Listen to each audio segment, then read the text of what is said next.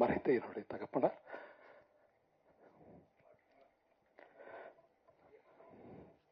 Thank you அப்பா. இதெல்லாம் வந்து யாரும் சொல்ல மாட்டாங்க. பெரிய நடிகராக இருந்தா பெரிய விஷயமா மாறும். இன்னைக்கு ஆர்கே செல்லுமணி சார் சொன்ன மாதிரி ஒரு சராசரி நடிகன் இன்னைக்கு எங்களை முடிவு பண்றது, என்ன முடிவு பண்றது, குறிப்பா சொல்லலாம், எனக்கு போட்டியே இல்லைன்னு நினைக்கிறீங்க நீங்க. இந்த படம் பாத்தீங்களா, இந்த மெட்ராஸ் மாஃபியா கம்பெனி, இந்த இடத்துக்கு என்ன தள்ளி விட்டது யாருன்னு நினைக்கிறீங்க?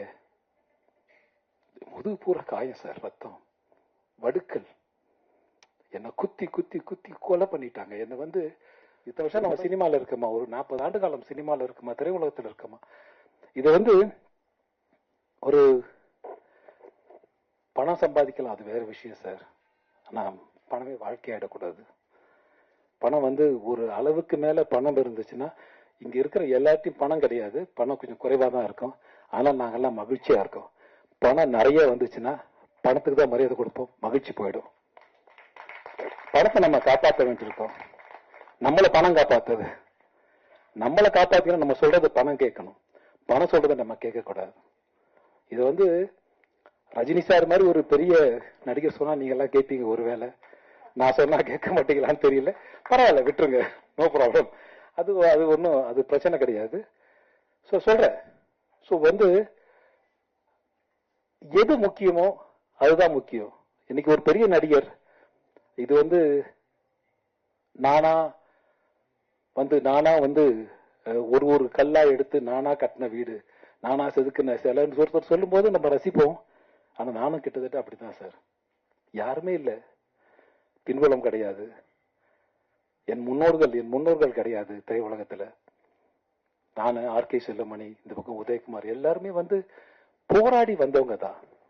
போராட்டம், ஒரு மிகப்பெரிய போராட்டம் இருக்கும். இது வந்து என் முன்னோர்கள் கிடையாது. நான் வந்து செத்து சுண்ணம்பா இருக்கேன். சின்ன வயசுல நடிக்கும்போது ஒரு பெரிய பயம் இருக்கும். இப்பெல்லாம் தீபாவளிக்கு ஊருக்கு போவாங்க எல்லாரும்.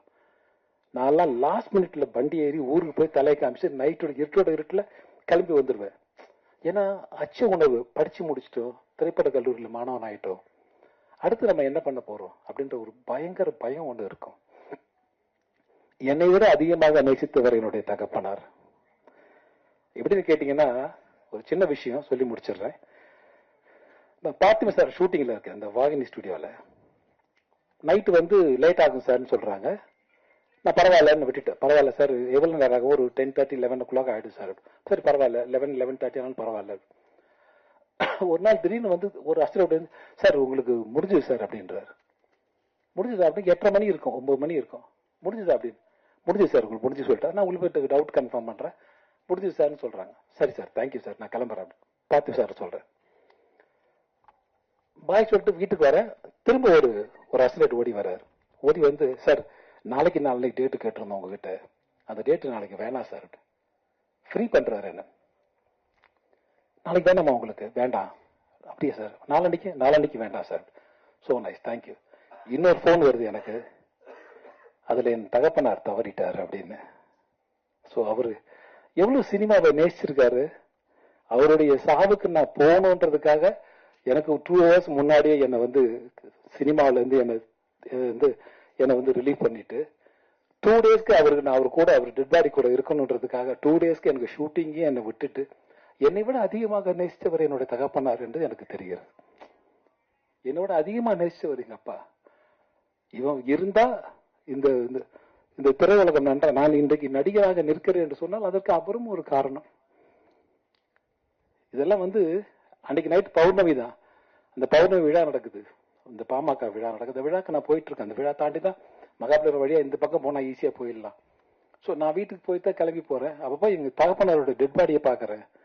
பார்த்துட்டு நான் சொன்ன ஒரே விஷயம், உங்க கூட இருக்குன்றதுக்காக ஷூட்டிங் எல்லாம் எனக்கு ஃப்ரீ பண்ணீங்களாப்பா அப்படின்னு கேட்டேன் என் தகப்பனார்கிட்ட.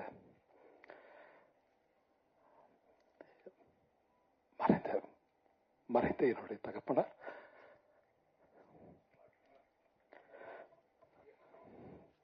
தேங்க்யூ அப்பா. இதெல்லாம் வந்து யாரும் சொல்ல மாட்டாங்க. இது பெரிய நடிகரா இருந்தா பெரிய விஷயமா மாறும். இன்னைக்கு ஆர்கே செல்லுமணி சார் சொன்ன மாதிரி ஒரு சராசரி நடிகன் இன்னைக்கு எங்களை முடிவு பண்றது, என்ன முடிவு பண்றது குறிப்பா சொல்லலாம். எனக்கு போட்டியே இல்லைன்னு நினைக்கிறீங்க நீங்க. இந்த படம் பாத்தீங்களா, இந்த மெட்ராஸ் மாஃபியா கம்பெனி, இந்த இடத்துக்கு என்ன தள்ளி விட்டது யாருன்னு நினைக்கிறீங்க? முதுகு பூரா காயம் சார், ரத்தம், வடுக்கல், என்ன குத்தி குத்தி குத்தி கொலை பண்ணிட்டாங்க. என்ன ஒரு படம் வீட்டுக்கு பேசுவாங்க, பேசிட்டு போவாங்க, அந்த படம் மிஸ் ஆகும். ஏதோ ஒரு காரணம் இருக்கும். யார் காரணம் என்று சொன்னால் அந்த படத்தோடைய கதாநாயகனா இருக்கலாம், யாரோ ஒருத்தங்க இருக்கலாம். அவங்க முடிவு பண்ணுவாங்க, இந்த கேரக்டருக்கு இவர் இருந்தா கரெக்டா இருக்கும், வேற யாரா வேணாம். இந்த இடத்துக்கு என்ன தள்ளி விட்டுறதற்கு வேற வழி தெரியல சார். எனக்கெல்லாம் வேற வழி தெரியல உண்மையாவே. இந்த மெட்ராஸ்கா இந்த படத்துல நான் லீட் ரோல பண்ணியிருக்கேன். அப்கோர்ஸ் லீட் ரோல், கதாநாயகன் கிடையாது, கதையினுடைய நாயகன், அவ்வளவுதான். அதனால தயவு செய்து கலையை கலையா பாருங்க.